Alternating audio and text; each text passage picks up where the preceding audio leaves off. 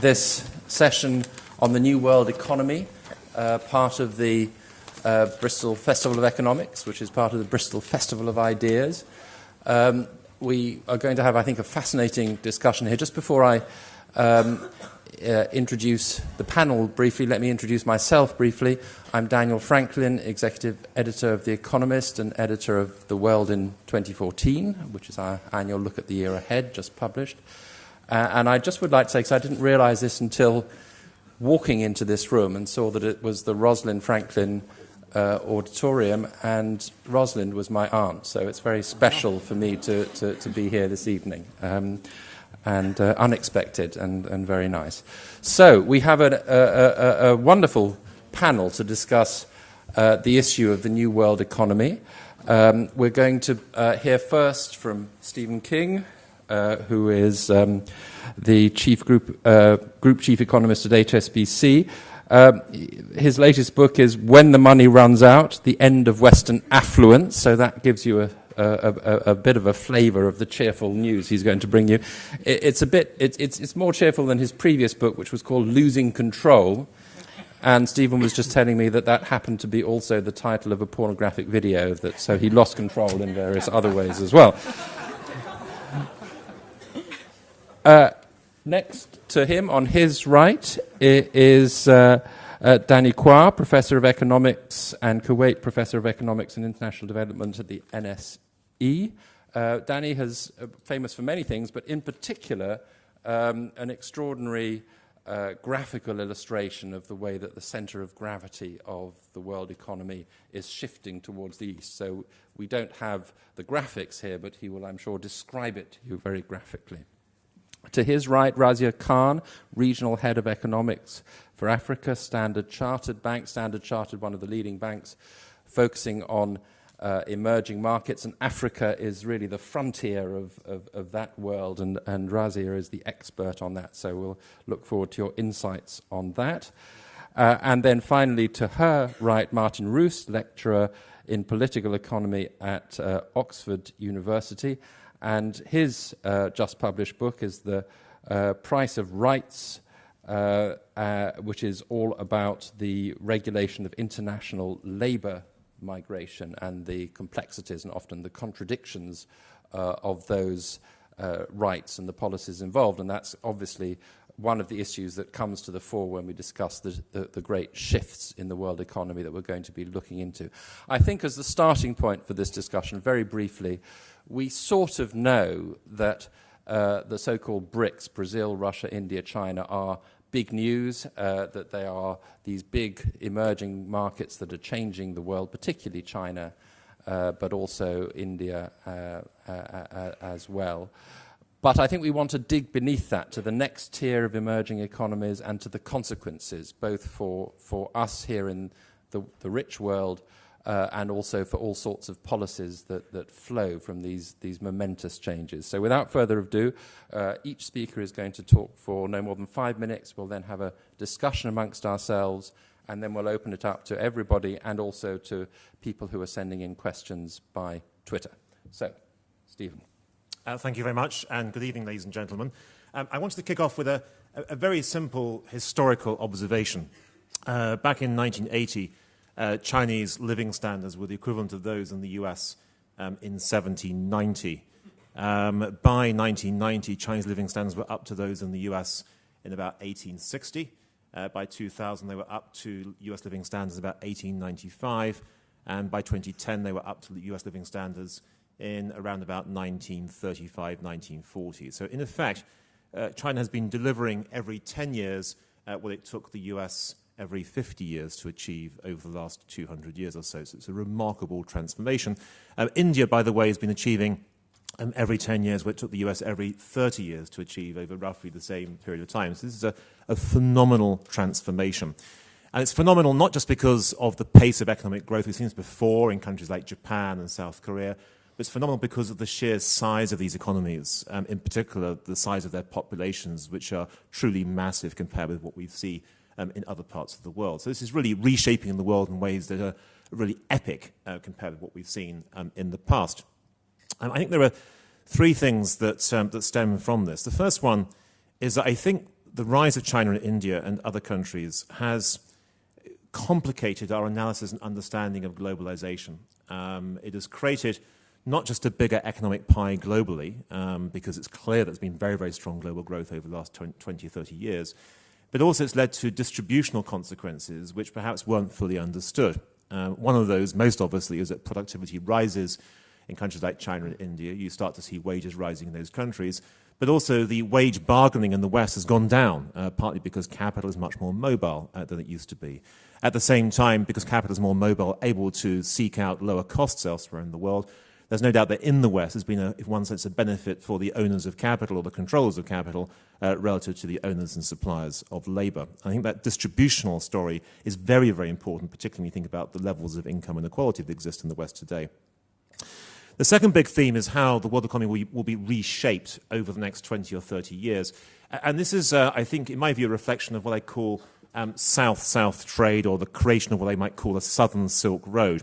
Because I think increasingly the trade linkages that we see growing over the next 20 or 30 years will not be the old-fashioned linkages within, say, the OECD, or perhaps on an east-west basis between, say, China and the US, or between Germany and Russia, but instead connections from Asia through to Latin America, through to sub-Saharan Africa, and into the Middle East. And one reason for that, very simply, is that China, if it carries on growing at its current rate, or anything approaching its current rate, will have an enormous demand for commodities. We'll want to invest in infrastructure, not just in China itself, but also in other parts of the world that may allow those connections to become stronger in the future. So a completely new axis of trade that comes through over the years ahead, and also a completely new axis of capital flows in the years ahead.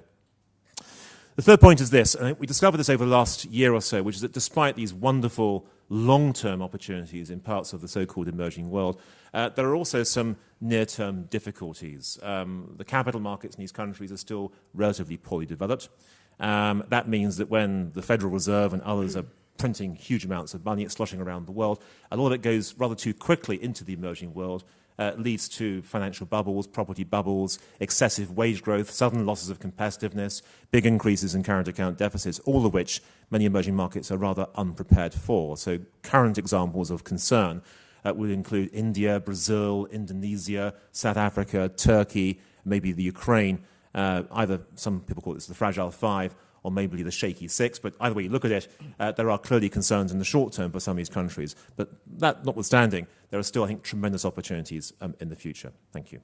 Can I just ask you to elaborate just a bit on this, because I'm not sure that everyone has fully sort of caught up with the fragility of the five, as it were. That, know, the story has still been, fantastic growth in emerging markets and so on. And the rough patch that yes. India and others have hit is quite a serious one, and perhaps just worth dwelling a bit on the potential consequences of that. Because if you're a country the size of India and you only manage 4 to 5% growth, but you've got a very rapidly growing young population in need of jobs, yep. That's actually not good, is it? No, it's not. These countries need ideally much faster growth than 4 or 5%, or in the case of Brazil's situation, currently less than 2%. So the numbers have weakened quite dramatically. If you go back 5 years before the global financial crisis, India was growing at 8% a year, and it had a very modest balance of payments, current account deficit, very, very small indeed. What has happened over the last 4 or 5 years is that the balance of payments deficit's got a lot bigger. So the financing requirement that India has from the rest of the world is much bigger than it was. But at the same time, the growth rate has halved, which is not part of the original plan. And part of the reason for it, I would argue, is that in this kind of hunt for return that investors have had elsewhere in the world, partly pushed along by the impact of quantitative easing policies in the West, that has led to excessively loose financial conditions in countries like India, has led to excessively rapid wage increases, meant a loss of competitiveness over the last 3 or 4 years, and that partly explains why it is that you've ended up with this much worse balance of payments position.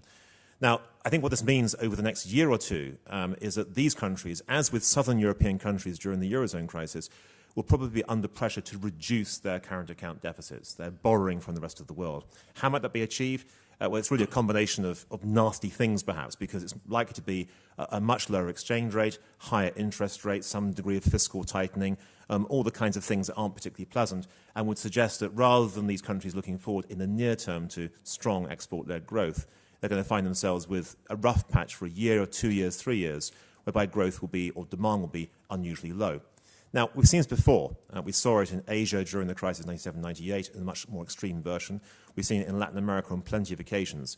But the key thing here is that when you've had these occasions, they haven't necessarily disrupted the long-term story. They've been nasty short-term effects, but they haven't changed the underlying strong dynamic. There's one new element here, and then just briefly before moving on, which is this extraordinary phenomenon of quantitative easing. And we had a sort of little preview when there was speculation as to whether the Federal Reserve would begin its so-called taper, slightly taking its foot off the accelerator of quantitative.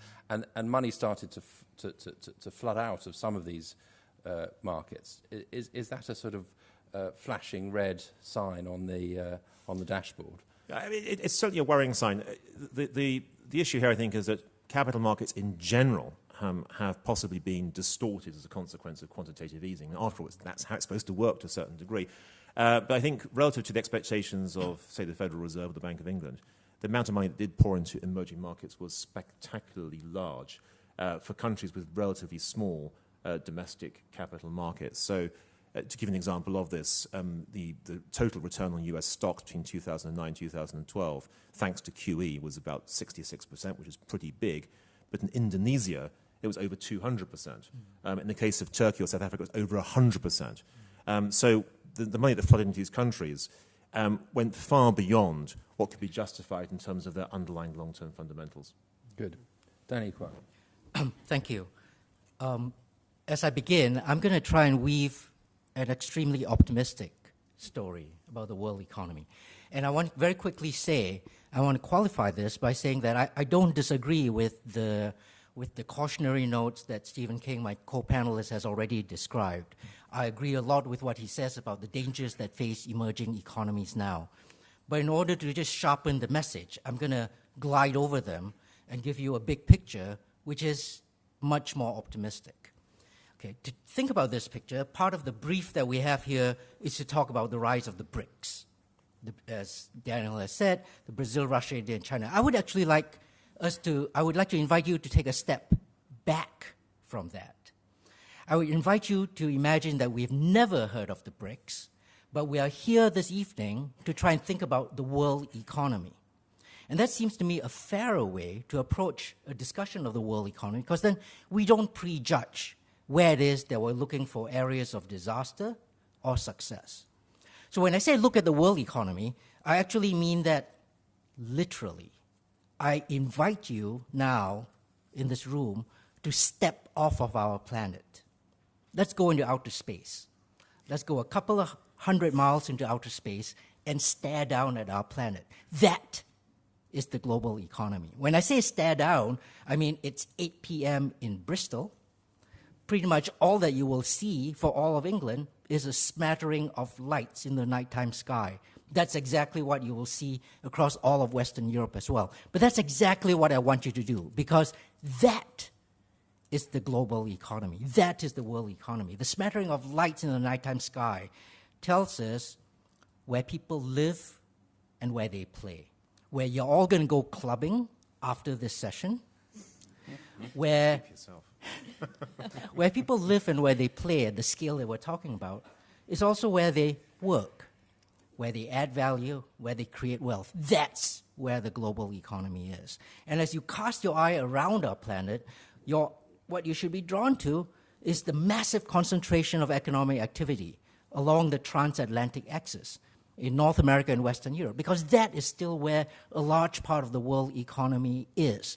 But as you look around a little bit more, you will see huge swaths of light across India, across chunks of Africa, parts of Latin and Central America, the entire eastern seaboard of the Asian continent flaring up like a flash in the nighttime sky. And as we look at this picture and we think about how it changes, that is what's happening to the global economy. Now we need to summarize this, and Daniel has nicely given me a way into thinking about how we summarize this. If we were doing this exercise 40 years ago, then pretty much all that we would see would be lights in the nighttime sky along the transatlantic axis, North America and Western Europe. And that is where the center of the world economy was 40 years ago. But if we make literal what that center is, not just keep it as a metaphor, but we actually calculate that center, then what you and I will discover in our thinking about the world economy is that the center of the world economy has arced across the nighttime sky from the middle of the Atlantic Ocean, across the entire length of the Mediterranean, to last year where it set in the Arabian Peninsula. It has moved 5,000 kilometers, flaring across the surface of our planet. And the trends are, within all our lifetimes, that center of the world economy will settle on the boundary between India and China. There will be hiccups along the way, quantitative easing, tapering, all the different fluctuations that we think about economies growing. All of that will take place. And this world center will vibrate across the African continent. Some of the time it will keep moving into Asia. But the long-run tendency is that the center of the world will very soon be on the boundary between India and China. I think that is the big story about the world economy that we need to get our minds around, that we need to think about how we're going to undertake policy making on, how we think about the pattern of jobs, employment, value creation in the world as the world continues to shift. I think some features of this are totally, well, I shouldn't say totally. Some of these features are kind of irrelevant. So let me give you another fact beyond how the world's center of gravity will very soon, within our lifetimes, have moved 9,000 kilometers. That's 1.5 times the Earth's radius across the nighttime sky. Here's a fact that's interesting, but not hugely relevant. Okay. By my calculations, at 4:23 a.m. on the 17th of July, 2019, the Chinese economy will be $1.50 smaller than the US economy. A second after that, it'll be $3,000 richer. At that point, the world's largest economy will no longer be the United States. It will have been overtaken. But here's the thing. Absolutely nothing will have changed around this point in time. Absolutely nothing will have changed about who is the world's largest economy. What we need to do is get away from thinking about the global economy as what Tim Harford said just a little while ago, a zero-sum game. When we think about the world economy as who's ahead, who's in number one, we shoehorn the global economic performance into a zero-sum game. We want to know if China or India will overtake Western Europe and the United States, and it's not like that. It's a positive-sum game. It's like trade negotiations. What we need to think about as the global economy changes is how we engage with all of the rest of the world. So let me end by suggesting how some of this might change. Okay. Very soon, the world's economic center will be 10 time zones away from the world's political center. The quantitative easing that we are all thinking about, how it affects the world, is undertaken from Washington, D.C., which is also today the world's political center, and which for the conceivable future will remain the world's political leader. But by 2019, there will be a severe disjuncture between the world's economic and political landscapes.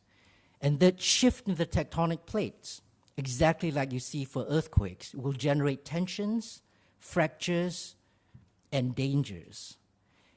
Provided we keep our minds together and don't think of the world as changing in a zero-sum way, but we think about how trade happens across different parts of the world, then the world will be a good place, as the European Union has discovered, as Germany has discovered. My last observation is, in the midst of the 2008 global financial crisis and the severe recession that followed, all the world's economists, pretty much, except the ones at HSBC, were surprised by how Germany continued to grow in the midst of carnage, economic carnage, in Europe and North America. Here's the secret.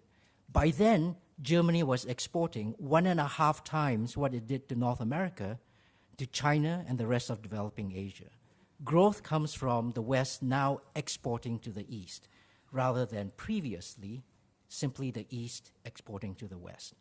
So that, in a nutshell, is how I think the global economy will change, and that those large tectonic shifts are what we need to keep our eye on. Thank you. Danny, thank you. It occurs to me that, who needs PowerPoint when you can describe it so brilliantly and graphically? It's fantastic. Just a sense of the timescale for this. I don't ask for a specific hour and minute, but roughly when does this center of gravity alight on the border between China and India? Okay, by my estimates, between 2045 and 2050. Okay, so in everybody's lifetime here, of course. You said one thing I would like to pick you up on, and at a certain level I agree with you, that this moment, whenever it actually comes, that America is judged to have been overtaken by China as the biggest economy, of course not yet the richest one, nothing changes economically, but an awful lot, it seems to me, changes politically. As a psychological moment for America, that will surely be important. You can just imagine the reams of media talk show hours that are going to be spent on this, and oceans of columns that are going to be written about it. Absolutely, I agree with you. And the peculiar thing is, the last time this happened, it was relatively unnoticed. The last time this transition happened, was actually in August 1872, when the United States overtook us, the United Kingdom, as the world's largest economy. It was the friendliest of transitions. There was barely a hiccup. Okay. We were quite happy that somebody else had become the largest economy in the world. The worry that you described is that transition Did people know, by the way? I mean, will not be the same. Well, they didn't have Twitter then, so so no one was quite sure. They didn't have GDP back then either. but you could, there's all of that. My co-panelists are sticklers for detail. There was that, but there was no question that it was a mood in the air that something had changed. The danger that Daniel has described is not just that we are so media aware, is that it will be, for the first time in 2,000 years, that the largest economy in the world will be non-Western, arguably non-democratic, non-traditional liberal democracy. It's different from us in ways that we are only coming to realize. But part of what I would like us to think about is that we need to prepare our mindsets for how this change in the global economy needs to be dealt with in purely economic terms. This is a trading system. It is for the success, for the prosperity of all of us, that we continue to engage with the world in this way. Okay, very good. Well, let's move on to you, Razia. Now, we've talked a bit about the BRIC economies, Brazil, Russia, India, and China. That was how it was originally coined, but there's some confusion has come into all this about whether it should actually be BRICS, and the S being South Africa. And the South Africans very cleverly have joined themselves on to an actual organization that grew out of an acronym. It's probably the first time that it was that way round rather than the other way round. And South Africa is in the BRIC club, as it suits the BRIC clubs to have someone from Africa there. It's the biggest economy in the subcontinent, but some say that Nigeria will soon catch up with it, especially if it revises its economic numbers to be more up to date, and might boost its economy and its very, very large 180 million people economy. So Africa is really joining the party. Is that how you see it? Well, very much so, and I think in continuation of the themes that we've heard about, this shift in the centre of economic gravity, the changing world economy, we need to look at Africa's rise, what is being touted as the rise of Africa, in that respect in some ways. For a long time, sub-Saharan Africa had been seen as the relative laggard of the global economy. And then suddenly, around 2000, 2001, something seemed to change. We started to see an Africa that was outperforming, sub-Saharan Africa growing faster on average than the global economy was growing for much of that time. Now, of course, with the benefit of hindsight, we've seen maybe 10, 13 years of that sort of growth. It really is too short a time period to be able to say for sure whether this is structurally transformative. But there are a lot of signs that seem to suggest that that growth is going to continue. As much as everyone is concerned about the impact of the potential tapering of QE, what that means for emerging market growth in some instances, the general consensus is that Africa will continue to grow. Why is this, and what has been driving it? We could, of course, look back to 2000, 2001, China's accession to the WTO, the rise, this very strong rise in commodity prices, and say, well, that must have been the trigger for Africa's growth. Actually, it's Standard Chartered, with the benefit of our history in the region, we think there's a lot more to it than just commodity prices. Africa as a region had seen resource booms come and go with very little evidence in the past that that ever led to lasting growth. So what was different this time? The improvement in governance that's often spoken about, yes, like growth, off a pretty low base, but real enough if you consider the number of wars, the number of conflicts that the region had seen in the 1980s, early 1990s, and where we are today in terms of different political systems. Yes, there has been a meaningful change. This was accompanied, of course, by a period of macroeconomic stabilization. As we saw more countries in Africa embracing more pluralist economic systems, political systems, we also started to see this demand from electorates, perhaps for greater macroeconomic stability. For the first time for some decades, we started to see the achievement of single-digit inflation in sub-Saharan Africa. Over the last 10 years, we've seen more than a doubling in real terms of credit to the private sector as a percentage of African GDP. So some of these changes are starting to be meaningful. How much of a role did commodity prices play in all of this? Well, we know that when resource booms happen, typically we don't necessarily expect them to have a meaningful impact on poverty. And that's probably a feature that sets Africa's recent growth apart from what had been experienced in those previous resource booms. There has started to be a meaningful trend of poverty reduction in Africa, suggesting that other factors are also driving the region's growth. If we look at the types of economies that started to grow faster. Yes, the oil economies did very well, so more of a sustained period of growth than they had in the decades prior to that. But in general, there was this step up in the growth rate of a number of different African economies, whether they were oil producers or oil importers, whether they were resource rich or resource poor. Something much more generalized seems to have been driving African growth, and it's not easy to pinpoint commodities as the sole factor responsible for that shift. So, what do we expect of the future? Near term, there's still an immense amount of optimism about what African growth can deliver.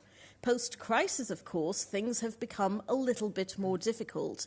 The narrative that held true around 10 years ago, one of improving macroeconomic management, a higher rate of savings, the post-crisis experience has taught us to call that into question. And this is, of course, going to raise some challenges that African economies will have to contend with. But there are a number of important long-term structural drivers of growth, and we think that on balance, these are likely to outweigh some of the more negative cyclical influences. The first of these is demographics. We've heard a lot about the bigger economies, India and China. But Africa is changing very rapidly. Take Nigeria, the region's largest country. Currently, Nigeria is the 7th most populous country in the world. On current trends, according to UN projections, by 2035, Nigeria could be the fourth most populous country globally, after only India, which will probably be more populous than China by that stage, China and the USA.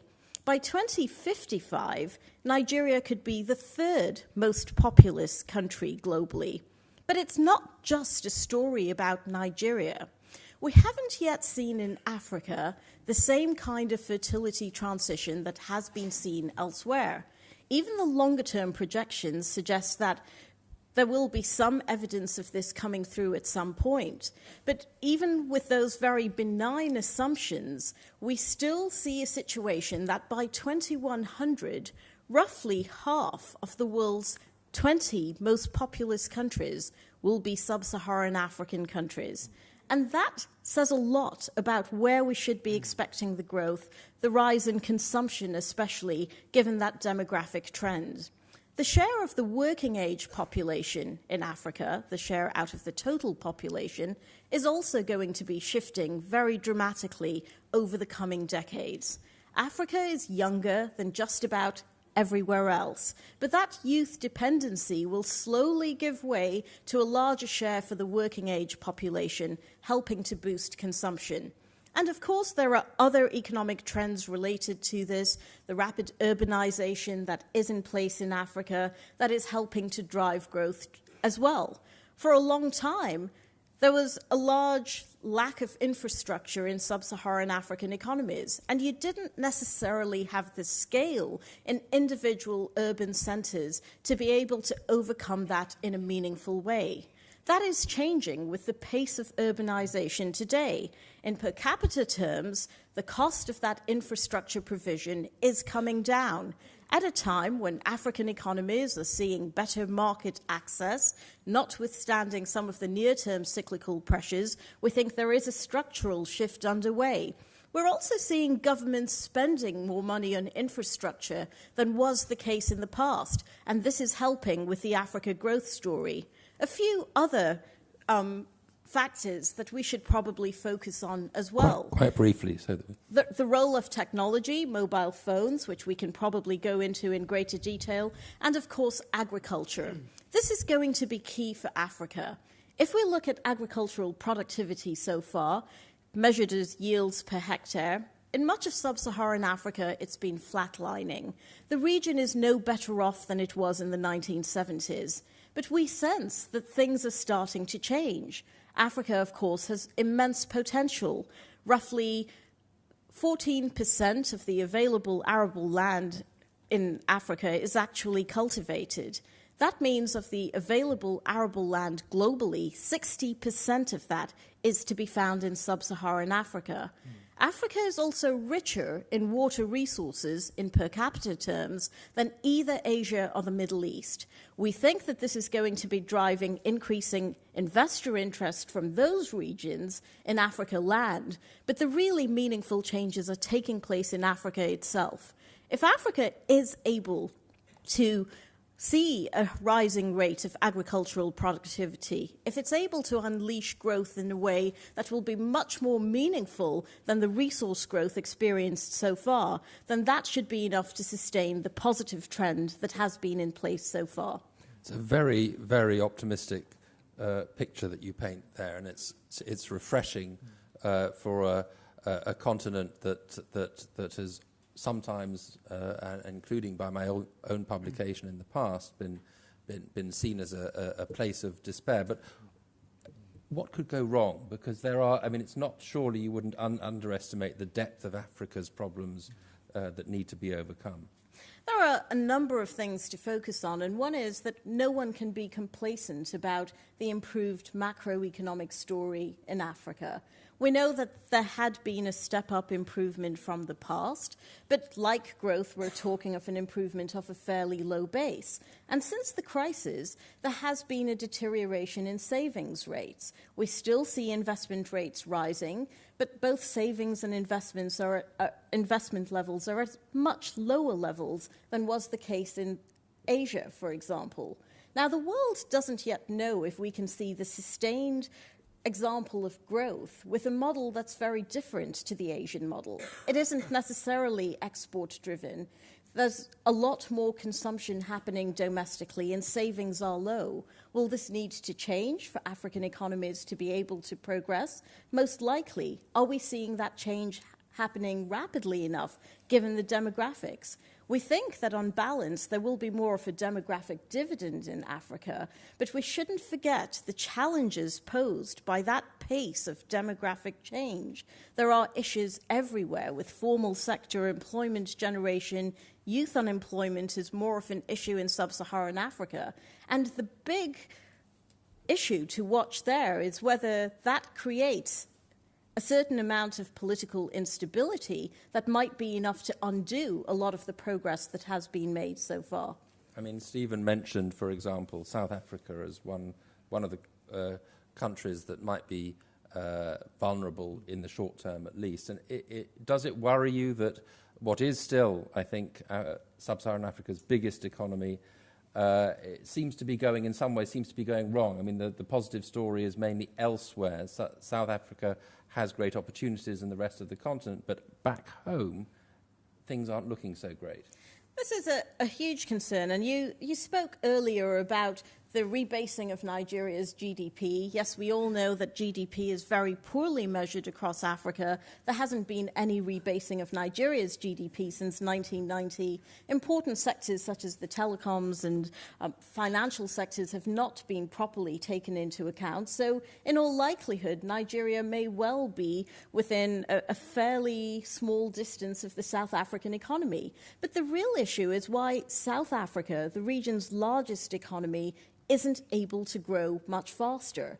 Whilst we've seen African economies generally not that negatively impacted by the global economic crisis, a slowdown in growth in 2009 and a very quick return to pre-crisis trend growth across a number of countries, for South Africa, the economy has struggled.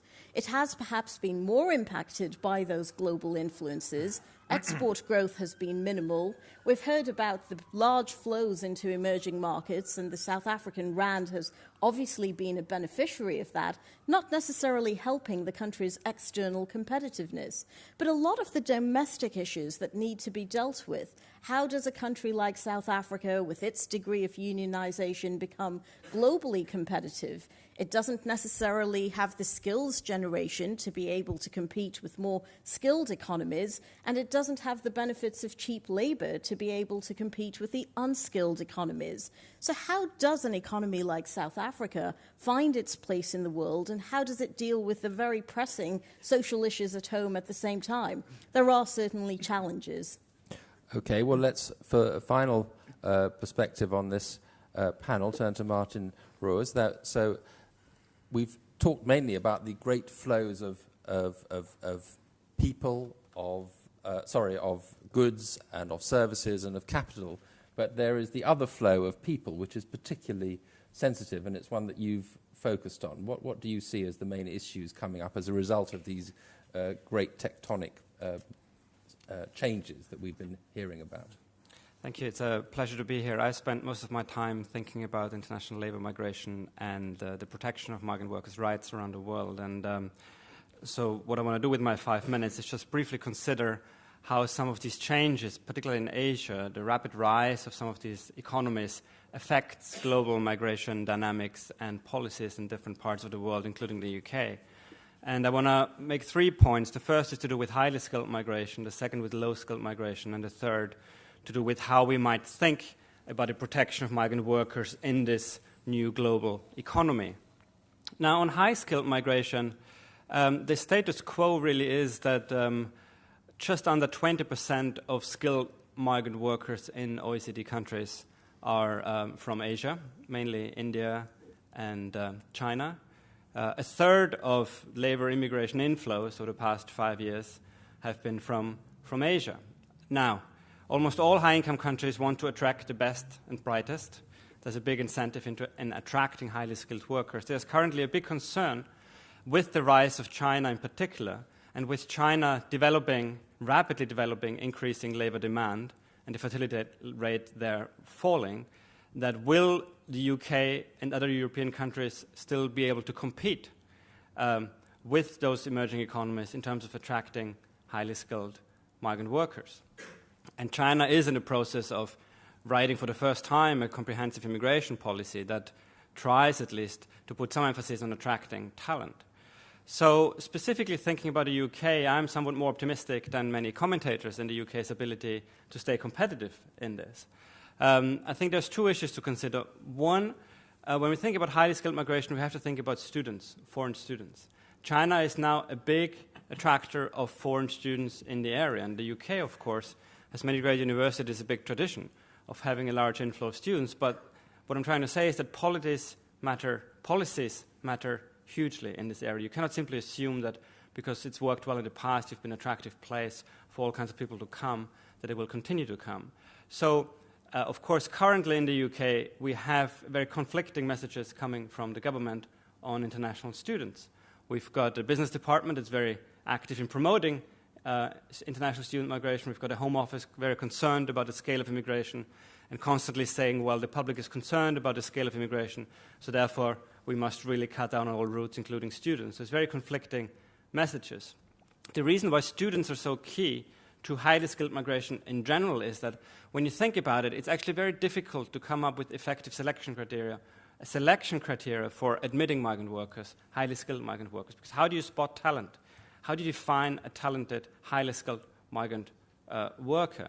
And what many countries find, including Canada, for example, they admit skilled workers, but then these workers drive taxes. They get low-skilled jobs. And one reason for that is that domestic employers often value work experience in the country, some experience in the country. And that's why many other countries are now using the student systems in order to build their skilled labor migration flows. So you admit migrants as students, and then you let them stay and work. Again, in the UK, the tendency is to go the other way. So what I'm saying is that policies matter hugely, both in terms of students and in terms of highly skilled migrant workers. The UK can remain competitive, but much clearer messages must come out from government. The second point is on low-skilled migration. I mean, quite interestingly is that typically we've had a lot of low-skilled migration from Asian countries to the Gulf states, and many of you are familiar with that. The Gulf states are probably the prototypical countries that operate what I call high numbers, low rights policies. They admit very large numbers of migrant workers under extremely restrictive rights. Singapore is not much different. Very large numbers admitted, but very severe restrictions of migrant rights. If you're a low-skilled migrant worker in Singapore, you're not allowed to cohabit with Singaporean residents. You're not allowed to get married to a Singaporean citizen. And if you're a woman and if you're a low-skilled migrant worker, you have to undergo mandatory pregnancy checks every 6 months. And the reason these policies exist on paper is because in many Asian countries, for low-skilled immigration, there's a clear policy of segregation. So there's large-scale immigration, but migrant workers are kept separate. Now, why am I mentioning this? It's an open question where China will go in this regard. China is now rapidly developing also a demand for lower-skilled migrant workers. And as it's building its immigration policy, the question is what kind of model will it adopt? Will it go for the Gulf state type of migration? We have large numbers coming under restricted rights, or is it going to look for some other models where you kind of focus more on integration, but potentially smaller numbers admitted? And finally, all of this, I think, has very important implications for how we think about the protection of migrant workers in the global labor market. Because in practice, a lot of temporary migration around the world, in particular in Asia, occurs under severe rights restrictions. And the United Nations really has failed in many ways to protect migrant workers around the world because the major UN instrument, the 1990 treaty, Human Rights Treaty of the Rights of Migrant Workers, is extremely demanding on nation states. It demands a high level of equality of rights. As a consequence, almost no immigration country has ratified this treaty. So I'm very skeptical that when the ILO, International Labour Organization, is now going into Qatar and telling the Qatari authorities to ratify those international conventions, that's going to happen, that's going to make a difference. So what I'm saying is that in the face of reality, especially in some of these Asian countries, where we have large-scale migration, voluntary labor migration, which is very beneficial to migrants and their families back home, but under severe rights restrictions, I think we have to think about new instruments, international instruments, for protecting migrants and around the world. What I propose is to come up with a new list of universal rights that are fewer in number than those currently demanded by the existing human rights treaties. So we accept that some restrictions of certain rights might be necessary in order to enable countries to admit migrant workers. But what I'm trying to say is if you have a smaller list of rights, you might get more countries, including the Gulf states and potentially China, some of the other Asian countries, to sign up to these conventions. So ironically, I think when it comes to the protection of migrant rights in the new global economy, less might be more. Thank you. Fascinating. Can I ask you about factors that might affect this? And an obvious factor that might affect it is technology. Suddenly you're in a world where, potentially at least, some migrant workers, low-skilled migrant workers who might not have had a voice in the past, have the means to have a voice. So they can go to an internet cafe and broadcast around the world. Do you see changes coming through technology? Absolutely. I mean, we see especially many migrant rights NGOs around the world mobilizing. But I would still say, if you take a hard, realistic look at this, especially in some of the Asian countries, fact is that because of the huge economic inequalities, a lot of the higher income countries are facing essentially an unlimited supply of workers who are seeking entry. And that's why they essentially remain in the driving seat with regard to admitting migrant workers. Again, you look at the Gulf states, severe restriction of migrant rights, and nevertheless huge numbers coming. And the dilemma for some of the sending states, of course, is that sending states typically have two objectives. A, they want to send migrant workers out for remittances, and B, they want to protect rights of their workers abroad. When push comes to shove, almost always the rights protection comes secondary to the imperative of sending workers out. And the best example of this, you all will be familiar with the exploitation that we heard about of Nepali workers in Qatar building World Cup construction sites. Well, what happened a few weeks ago? The Nepali and Qatari government gave a joint press conference saying there's no problem. Nepal said, what are you talking about? There is no exploitation of our workers in Qatar. Well, why is that happening? Because Nepal is very concerned that if it becomes too insistent on rights, Qatar will turn around and say, fine, we'll take our workers from elsewhere. So I think technology and many other developments are helping migrant rights movements around the world to become more effective and more forceful in what they're saying. But at the end of the day, the realities are that a lot of the immigration countries remain in the driving seat, and fact is that some of these restrictions of migrant rights are instruments of labor immigration policies. What I'm saying is that if you take a pragmatic approach to the effective protection of migrant work, I think that needs to be acknowledged. And what about the political attitude in countries that might, at least in theory, need a lot more migrants for the sake of their economies? I mean, one example that springs to mind is Japan, which has a shrinking population, a very rapidly, perhaps the most dramatic example of a rapidly aging population, in a way, a sort of a film in advance of what will happen to China on a much bigger scale in future. Do you see a country like Japan changing policy to let in a lot more migrant workers, and in that case, on what sort of rights basis? Well, again, some of these economies are very interesting. Japan, of course, traditionally has admitted very few migrant workers explicitly as well. I mean, the stereotypical account is that, in the 60s, when you had labor shortages in Germany and in Japan, the Germans decided to import workers, and Japan decided to go down the route of technology. But I think it's a little bit of a caricature because, of course, Japan has admitted migrants for employment for quite some time, but the way it did it is through trainee systems. So Japan has for quite some time had very large trainee programs. They were called trainee programs, which effectively were low-skilled labor immigration programs. And now Japan and also Korea are at a place where they need to kind of recognize that these are effectively labor immigration programs. And policies are changing. I think the main challenges in these countries, in my view, is probably less to do with economics, but with social and cultural issues. Of course, Japan and Korea always put a high emphasis on cultural homogeneity as a big driver of immigration policy. So the way the social issues and the economics work together in admitting migrant workers will be quite important. Okay, well, I promised you that about half our session would be an open discussion. So let's open it up to everybody in the room who wants to ask a question. and we've covered an awful lot of ground, so there could be any number of subjects. I see someone here, and there should be some roving microphones. Could I, yes, could you keep your hand up, and then, yeah. And if I could ask you just to say briefly who you are before. Hi, my name's Rory. I'd like to ask specifically regarding Africa. We heard quite a positive analysis of the economic potential of the continent. How do you think the political situation across Africa will change or develop as that happens? Do you foresee more democracy across the continent? And do you think if there would be more democracy, would that follow or lead the economic changes? Do you want to take that straight away? Sure, that was political change in South Africa? Or I think you meant Africa generally. Do you see the economic development leading to benign political change? I mean, I think part of what you were saying already was that benign or relatively positive trends politically had helped the economics of the two work both ways, presumably. I think one way of looking at the sub-Saharan Africa situation, of course, it's very difficult to generalize across that number of economies, but we've probably seen the easier political reforms taking place.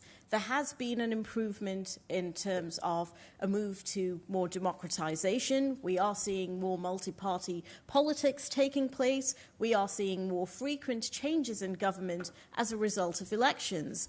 Nonetheless, there are still some very deep underlying issues. There are statistics that suggest that since 2000, a period when we really associate growth in Africa with more positive outcomes, the level of voter turnout in elections has actually been moving in the wrong direction. That has been falling. The level of political engagement varies widely from economy to economy, and we are still seeing at least 19 to 25% of the elections that do take place in sub-Saharan Africa having more question marks against them. If we think of the recent elections that took place in the region, whether that was Ghana, Zimbabwe, Kenya, all of them were subject to some sort of legal challenge. So the key question for Africa, I think, in looking at what the foundations of this trend of improved democratization, improved governance might have been. The end of the Cold War had a lot to do with it. This was a time of the opening up of African economies as well. But what are the influences going to be? And a key one is whether the current system is able to deliver enough on the aspirations of people in Africa. Is the economic growth that we hear about, the headline economic growth, going to be meaningful enough to be able to transform these economies? Is that going to be backed up by meaningful institutional change? And the concern is that politically you may see more risky scenarios emerging if we don't see that happening. So yes, Africa has come a long way, but there's still a lot of progress to be made, to the extent, again, I say that one can generalize across so many different countries. Stephen, you wanted to come in on that? Yeah, I just wanted maybe to offer a slightly more cautious note on Africa. I wonder the extent to which Africa really has piggybacked off the Chinese boom over the last 10, 15 years. Angola, for example, is about the 11th or 12th most important exporter to China. It's a remarkable piece of data, really. But it's there because of its oil-producing reputation. And I wonder also whether Africa is in danger of suffering from a resources curse, where it's got these resources, but of course that leads to significant problems in diversifying into other areas of activity, and also encourages the possibility of kleptocracies staying in power for far longer. So I just wonder whether it's quite so easy as you described to make the transition that we'd love to see coming through, which may be difficult in some cases as a consequence of this resources curse. Who would like to ask the next question? Sorry, there's blinding lights, so it's quite... Yes, there are two more hands here, but I'm very conscious not to have an anti-extremity bias. So please do put your hands up in all parts of the rooms, and I'll try to spot you. Hello, my name is Peter. I'd like to ask about a subject you haven't mentioned yet, and that is the risk, the threat of protectionism of countries resisting the opening of trade and also the opening of migration, protectionism in both kinds of directions. And even here in Bristol, you may know that although we'd like to think we're an open economy, we we have a thing called the Bristol pound, whose aim is to keep money in our city, which you might think is the opposite of the kind of global perspective that we've been hearing about this evening. Do you have in mind in particular, protection, not just in Bristol, but protectionism? I'm asking about protection. In the rich world, is that what you mean? I'm asking protectionism and the risk. Well, it might be the rich world and the becoming rich world that we've been looking at. Yeah. Shall we take the people side of it first? Martin, do you want to? Yes. I mean, if you look at the different dimensions of globalization, then you'll see, of course, that migration is the least developed. If you look at exports over GDP and foreign direct investment over GDP, you get 20 to 30%. What's the share of migrants in the world population? 3%. And of course, I mean, there is a reason for that because, people are not commodities. People, lay claim to rights. I think the fundamental tension in almost all countries is the following with regard to the labor market. That on the one hand, you want to globalize your labor market, which means you want to give business what they want. I meet employers, and most employers I talk to say they are completely apolitical. They want the best workers. And very often the best workers are not in this country. They're elsewhere. And so from a business point of view, business always wants the best available worker. Very often that will be the migrant worker. From a political point of view, of course, nation-states have to protect at least part of the national labor market. No nation-state can get away with saying we're opening up our labor market, we're letting businesses pick anybody they like. If that was the case, my hypothesis is that in most countries actually would be migrants rather than domestic workers doing the job. So how that tension is managed between globalizing the labor market for competitiveness' sake and protecting jobs, I mean, that, of course, is the key, and that's where many countries are failing. But I think there has to be some protectionism, because otherwise I think the concept of the nation-state would go away with regard to migration. Can we tie it down to a very concrete example? We had in this country a policy that said, right, we're going to, when Poland and the first wave of East European countries joined the European Union, this country said, we're not going to impose a transition period on labour migration. You can all come in. You can argue a lot about whether that was good or bad for Britain.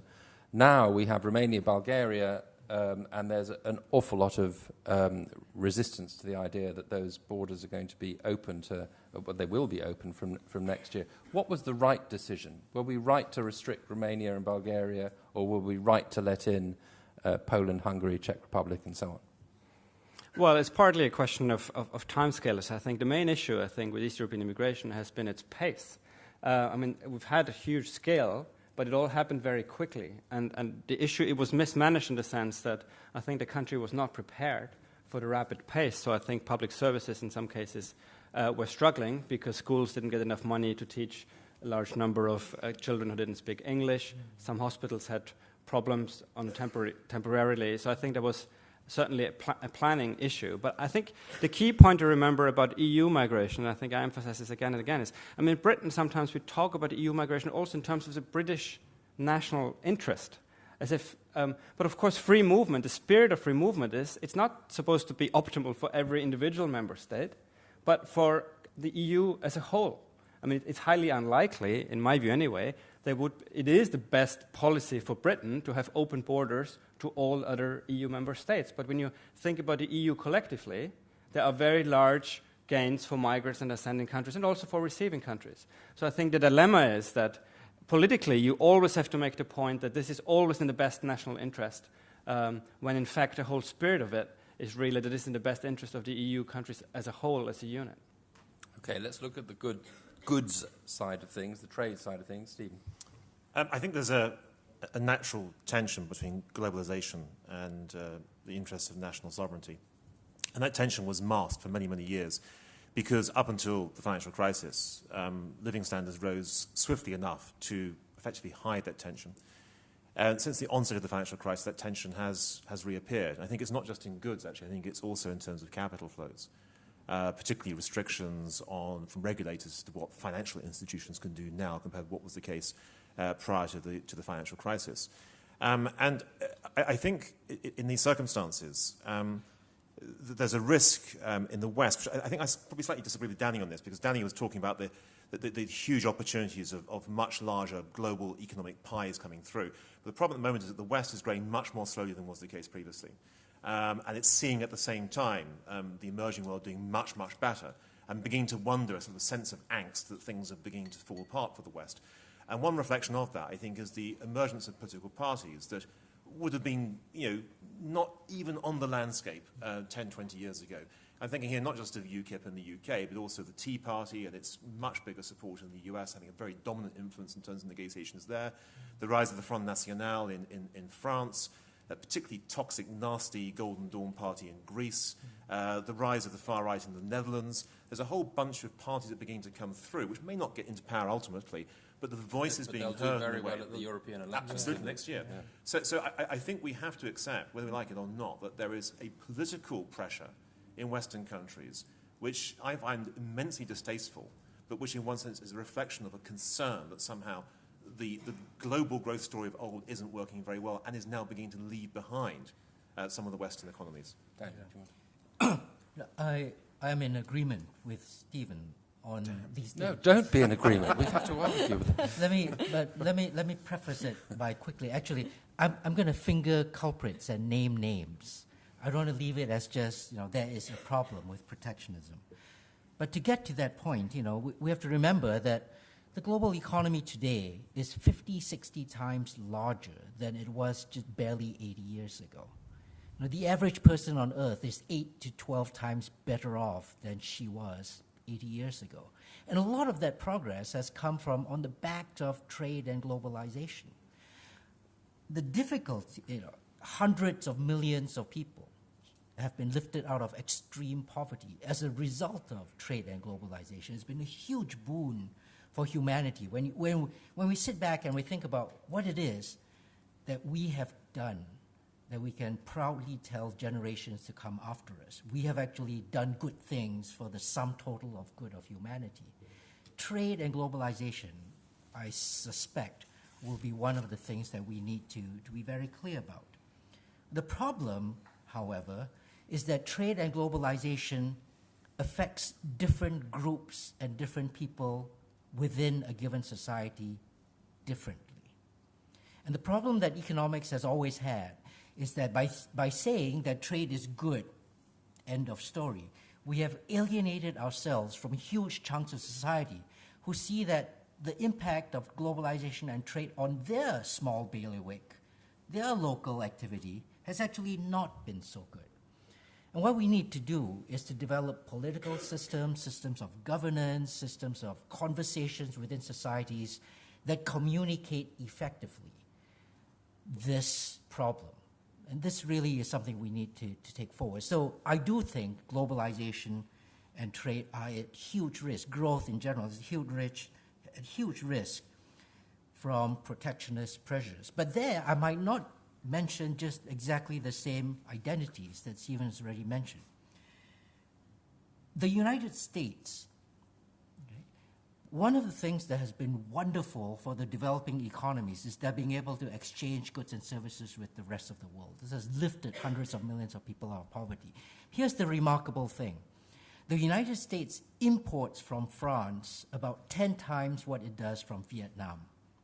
The United States places import tariffs in such a way that Vietnam pays the same amount of tariffs to the United States as France does. This is completely backwards. We are in the West penalizing the poorest of the world's societies by placing punitive protectionist trade measures against them. Now, there's a history to this, of course. The United States is probably unique in the world in having been born from a trade dispute with the United Kingdom. So the United States is unique in the world for having its trade negotiation rights reside not with the government, the executive branch of government, but with Congress.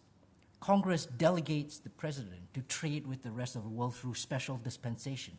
But it is Congress and the collection of special interests which are differentially affected by globalization and trade. That's been a huge obstacle. and that, I hazard a guess, will be a huge obstacle going forwards in terms of this risks of protectionism. I think this is a huge danger in the world. There's one at the front here, and then one on the wing. So let's take the one at the front here, and then I see. Hi, my name is Winnie King. I'm a lecturer at University of Bristol in Chinese international political economy. And we spend a lot of time talking about economic relations between the West and the East, or developed and developing nations. And I'm particularly interested in the South-South trade issues. And when we talk about Africa, or for instance, we're talking about the idea in 2045, 2050, seeing the shift of the world economy focusing on India-China kind of border, I'm particularly interested in looking at asking you about how you would see how South-South trade and cooperation in their economics actually is not just protectionist, but competitive. They are each other's competitors. And what does that say about the whole idea of the labor and skills and education and the kind of protectionist activities that might take place that might lead to not an easy transition? Because primarily when we think about China engaging in Africa, it's not about helping Africa. It's about ensuring that they can get the resources they need to ensure the engine of growth continues. And so I wanted to know what your response to that was. Stephen, I think you were the one who brought up South-South. I would think that, in my view, that there are a series of spillovers that may come from the selfish behavior of individual countries. And one example of this is about the way in which China itself has succeeded over the last 30 or 40 years. The sort of standard view in the West is all to do with good quality industrial world capital going into China alongside cheap Chinese labor. But I think there's something hugely missing. There's lots of things hugely missing from that story, but one in particular hugely missing thing is the lack of focus on Chinese infrastructure investment and how that's been an amazing transition over the last 20 or 30 years. And one example of this is the actual size of container shipping ports by volume. 20 years ago, if you looked at the top 10, top 20 around the world, there wasn't a single mainland Chinese port in that top 20. Today, if you look at the world's top 10, 5 of those top 10 are mainland Chinese ports. It's an extraordinary transformation. Now, when you look at the emerging world outside of Asia and look at the number of container shipping ports in the world's top 50 today, outside of Asia in the emerging world, there's only 4. One of which is near Sao Paulo in Brazil, and the other 3 don't really count because 2 of them are either under the Panama Canal and one of them is at one end of the Suez Canal. They're not there to do trade with Panama or with Egypt. Now, what I'd like to argue is this: if China wants to get access to commodities and raw materials in these parts of the world, it probably will have to stop buying US treasuries and begin to start investing in actual proper physical investment in those parts of the world. And the transformational aspect of that is that once that physical investment is in place, it means these countries, of course, they can trade with China, but they can increasingly trade with each other. So that's what I mean by a spillover effect, that there's, I think, a potential benefit from that. The second point I'd make is this, that I think that when you think about the US and how it succeeded in the 19th century, much of that was a success to do with infant industry arguments. And I think that China and India in particular are using those kinds of arguments to develop domestic consumer industries, which are producing consumer goods that we in the West perhaps wouldn't choose to buy because they're too sort of cheap and cheerful. But people might well buy in other parts of the emerging world. And one good example of that is cars. The cars produced by Tata or by Geely Motors or whatever, they're a very different kind of product to what you might typically buy in the West. They're typically cheaper. They have fewer safety features because if you're progressing from a moped to a car, you don't really care about the safety features that much. And they're also a lot smaller than Western cars. And there's a reason for that, by the way, which is that Western people have got bigger over the last 40 or 50 years. I don't mean taller. Yeah, you know what I mean. And my point is that you can actually make consumer goods designed for people who are very different in their sort of physical appearance because of different nutritional standards. And so you end up with, first of all, the infrastructure investment, and secondly, the consumer specialist investment, if you like, which begins to create new trade links on a South-South basis. Martin, I wonder if here you might come in a bit on the internal China trade. There's been a lot of in the news because of the recent plenum in China of the hukou system that restricts people migration from or gives second-class citizenship, if you like, to people coming from the countryside to the towns. Is that a sort of model for some South-South movements that we're going to see, do you think? And China is coming under pressure to ease some of that now. How do you see that happening? Sorry, I was asking Martin, but you can come in as well if you... Well, one issue, obviously, is, I mean, you can ask, well, why is China suddenly developing a demand for low-skilled foreign migrant workers? And so there's always a question in all countries, of course, is how do you link the admission of new migrant workers to some sort of concept of shortages? And any sort of restriction on internal migration, as you have it in China, obviously contributes to creating localized shortages that would not exist if you had a freer flow of people within the country. So I think as China develops its immigration policy for bringing in foreigners, I think it will almost certainly have to look at some of those internal restrictions and how those interact. Now, of course, the other thing that often is not appreciated, that there is a lot of migration from one low-income country to another low-income country. And the challenge there is, I mean, I mentioned before the tension in all countries between globalizing and protecting. Now, in higher income countries, there's two types of institutions that protect. On the one hand, you often have quite regulated labor markets that make sure that standards are upheld, and as a result, immigration, the demand for migrant workers is to some extent restricted. At the same time, politically, you have often an imperative to restrict immigration. Now, in some of these lower income countries, of course, both might not apply. Labor markets might be much more flexible, much more informal. That means there's much more opportunity for migrant workers from neighboring countries to come and do the work. So what my concern is slightly is that the need to make sure that the poor in your own country and the protectionist element, I think, is overwhelmed in a way a little bit by the inflows of even cheaper migrant workers into some of these countries. So what's interesting is that in most high-income countries, labor migration happens at a certain point in time after certain developments have taken place. In some of the Asian countries, Malaysia, Thailand, you've had labor immigration from neighboring countries very early on, much earlier than you would have had, comparatively speaking, in other high-income countries. And the dynamics of that will be quite interesting. And Razia, talking about the African example has seen enormous investment by China, but also something of a backlash in certain countries against this influx. How do you see that developing? Yes, I think nobody would doubt the positive impact overall that Chinese investment has had on Africa. If you think of the numbers, they have been significant. At the end of the 1990s, China-Africa bilateral trade, $7 billion. End of 2012, around $200 billion. That had been very meaningful for Africa. Of course, it has been noted, of course, that China buys the commodities from Africa, yes, puts down some infrastructure in return, but exports a great deal of manufactured goods to Africa.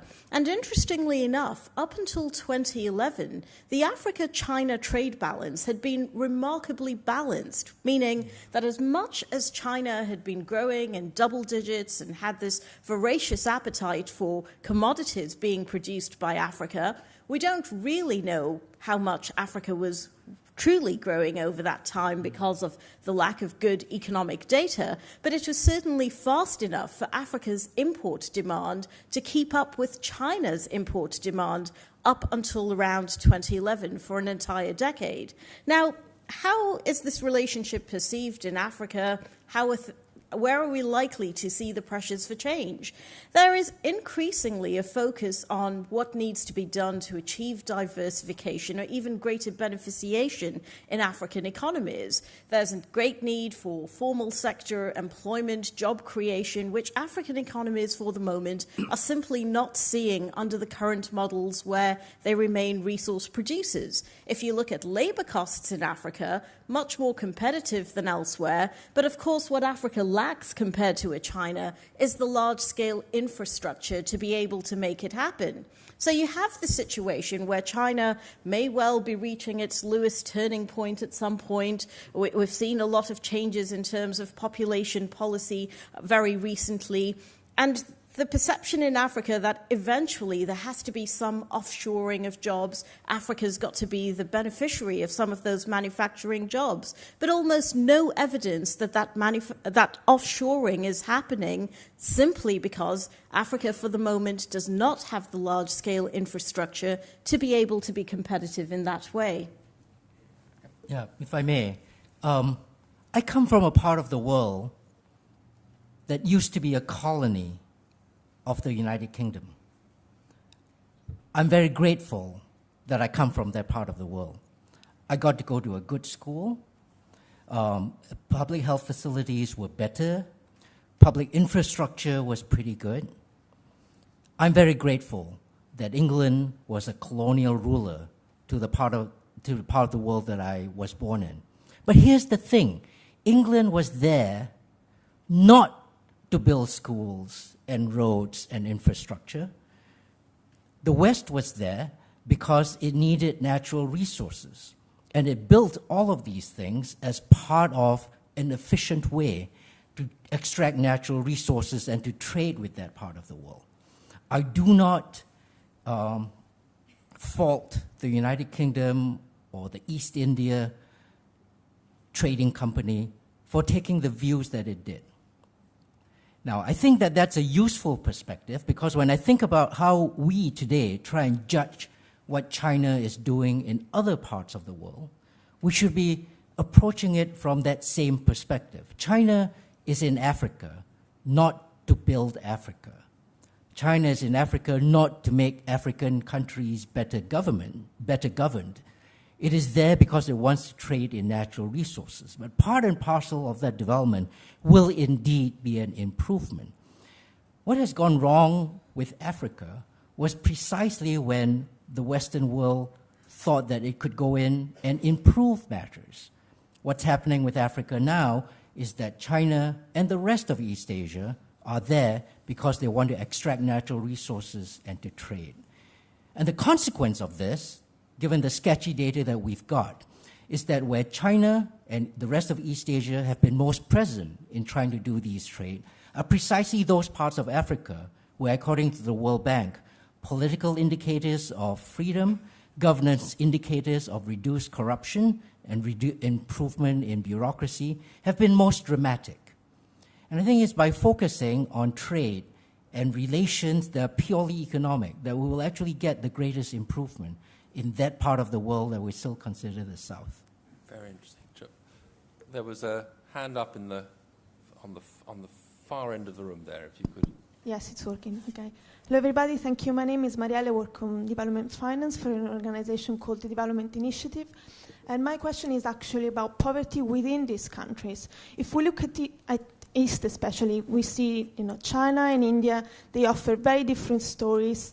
And as China has been able to reduce its poverty level dramatically, also thanks to economic growth, while India hasn't been able to do so. Will this country do differently in the future, and how? Thank you. Steve, do you want to have a first stab at that? Well, part of the answer is, of course, that China has grown much more quickly than India over the last 40 or 50 years, certainly the last 30 years. And so, in that sense, you've had more people taken out of poverty in China than was the case in India. However, I would note that if you look at measures of income inequality in China, they are extraordinarily high. There's a very, very big gap between those living reasonably good lives in say, Beijing or Shanghai, vis-a-vis those who are still living in poverty in parts of rural China. What I would note there, and I think it may also eventually apply to India, is that that kind of development model is not that unusual. If you think about so-called Gini coefficients, measures of income inequality, and how they've been used to create what was called the Kuznets curve, the idea was that a country would have very low levels of income inequality when it was collectively very, very poor. Then when it went through a period of economic catch-up and industrialized and urbanized, when it was halfway urbanized, you have very, very high levels of income inequality.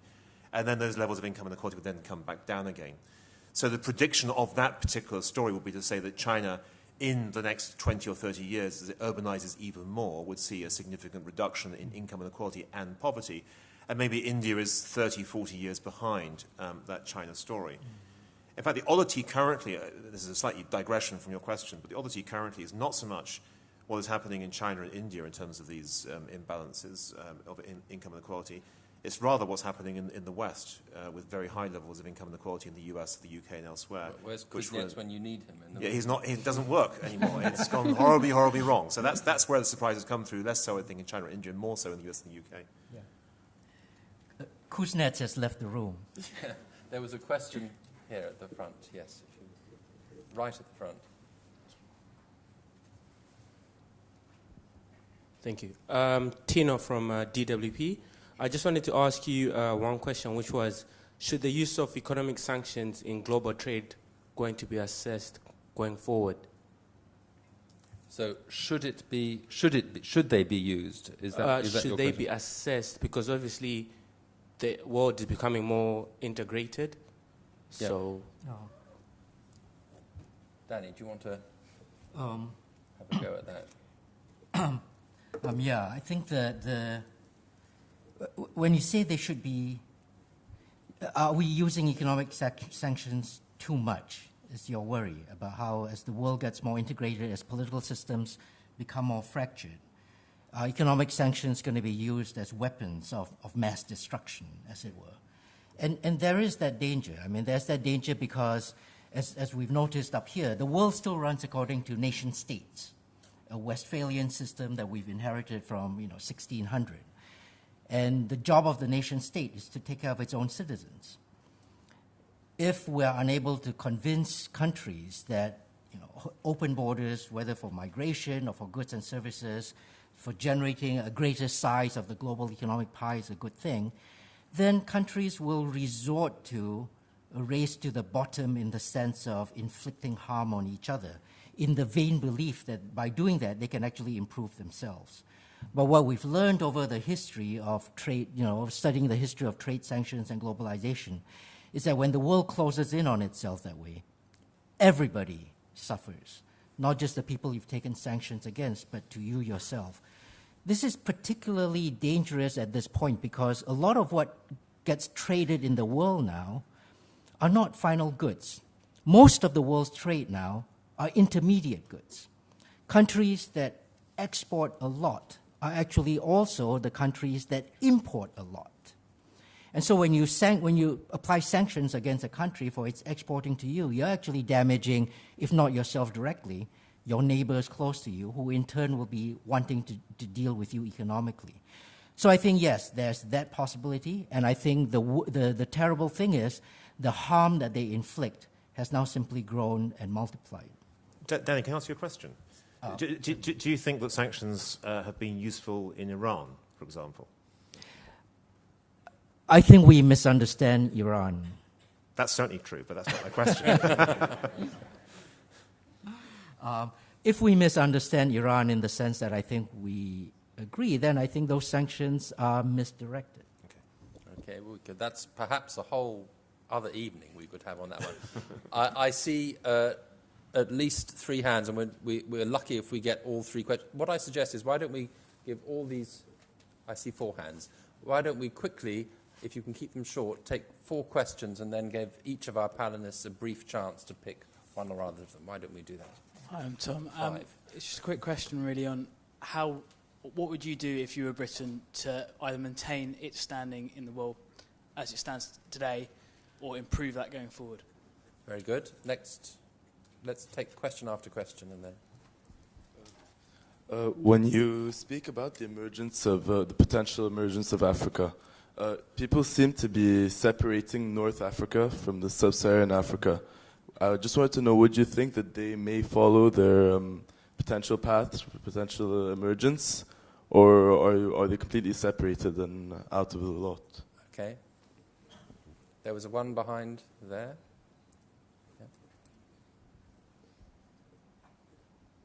Thank you. I'd like to ask about climate change. So far, with the current complexion of the global economy, we haven't been able to negotiate successfully a transfer of investment away from fossil fuels. And I wondered how you might see that shifting with the shift of the economy towards different political structures, different cultural expectations? Okay, there was one over here, I think. Was there one? Yes. Just no, behind you. Yeah. And then one at the end there, I promised you. So.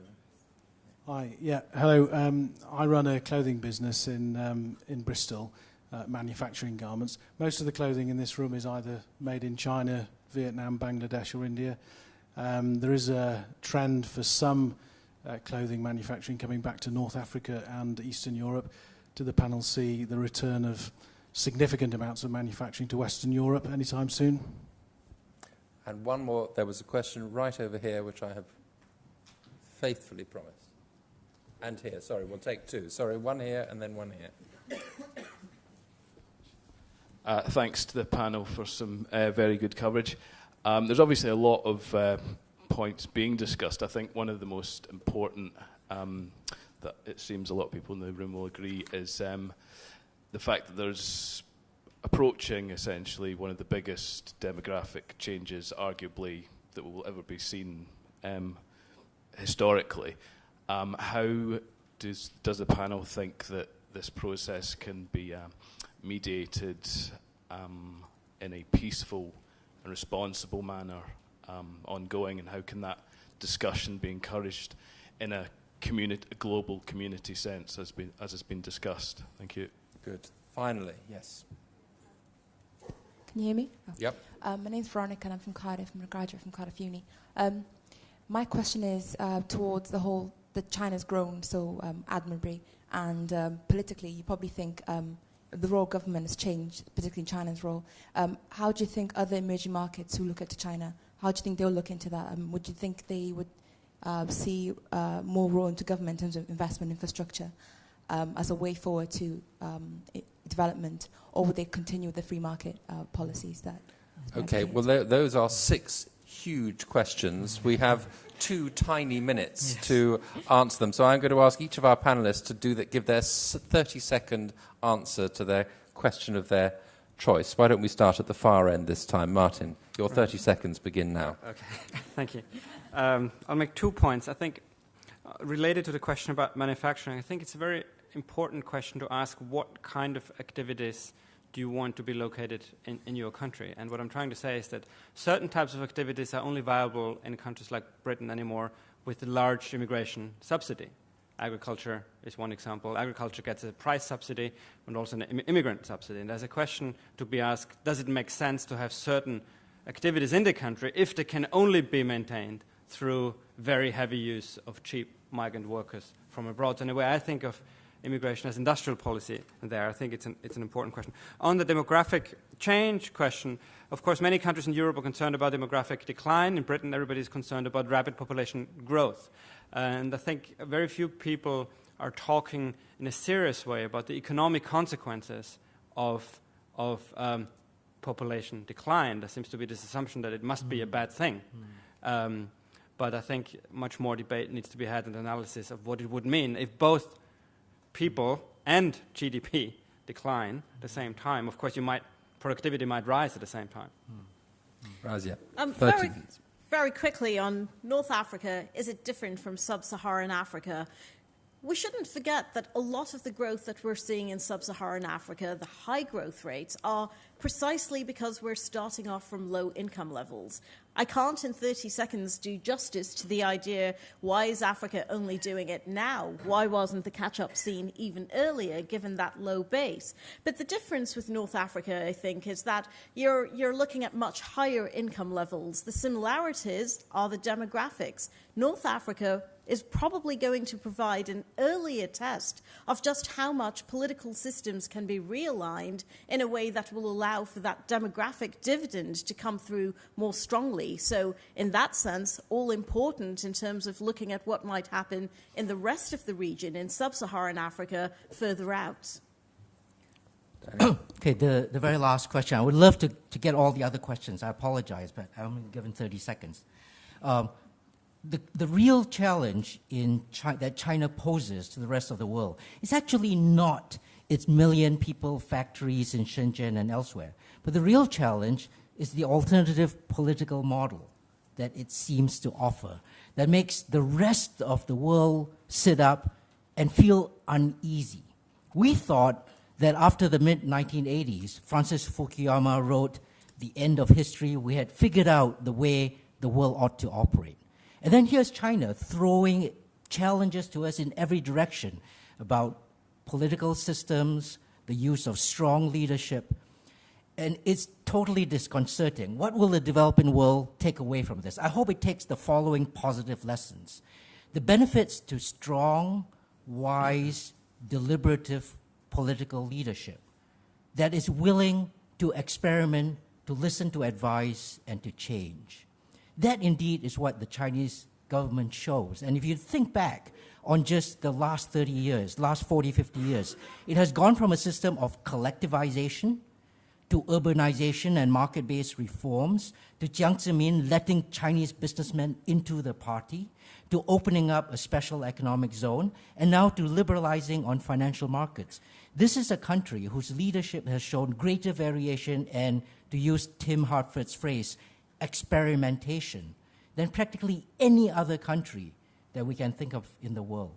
And it is that I hope developing countries take away. I remember going to... You can solve climate change now, we've done that. Oh, right, that's fine. I was going to say, I remember going to lectures 30 years ago about Britain's economic difficulty, inability to trade, constant decline in its share of world trade. And of course, this was recognized 4 or 5 years ago during the financial crisis. The idea was going to rebalance towards exports and investment, finally turn the UK economy around.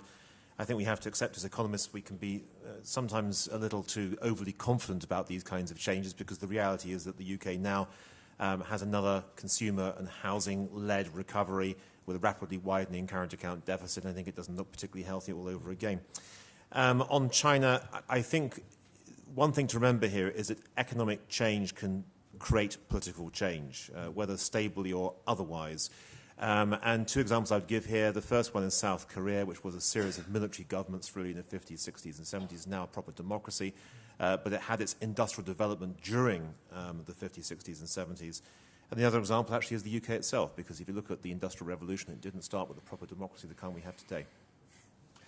Wonderful. Well, I'm sort of reminded of a story that's told of Tolstoy and Turgenev getting together, talking at it, hammer and tongs all night on the great questions of life, the universe and everything. And come the morning, Mrs. Tolstoy comes in and says, "Okay, boys, it's time. You've got to stop now." And Tolstoy says, "But we haven't solved the problem of God yet." And I feel we haven't quite solved the problem of God yet here tonight, but we've had a pretty good go at just about everything else. And I think we should thank all our panelists enormously for doing that. Thank you very much.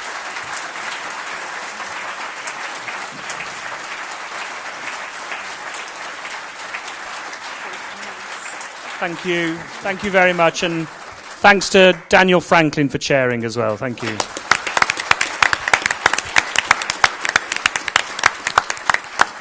Our friends in the Arnolfini bookstore have copies of some of the books by the authors, or books by some of the panelists tonight. So if you'd like to take a look at those, please do. There's more events tomorrow in the Festival of Economics, so please do come along to those as well. But thank you very much for coming tonight, and hope you have a good rest of the evening. Thank you.